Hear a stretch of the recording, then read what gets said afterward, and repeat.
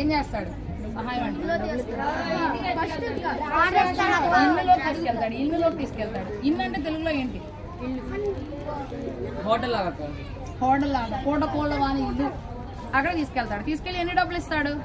రూపాయి ఇస్తాడు. అంటే ఎంత బైబిల్ లాంగ్వేజ్ లో? 2 దేనారములు. Very good. 2 దేనారములు ఇస్తాడు. దినేష్ క్లాస్ కొట్టండి. 2 దేనారములు ఇచ్చిన తర్వాత ఆ దెబ్బలు తగిలిన వ్యక్తికి ఫస్ట్ ఏం చేస్తాడు? ద్రాక్షారసంతో కడతాడు. ఇంకా వాటర్ తాగడానికి ఇస్తాడు. గాయాలను ఏం చేస్తాడు?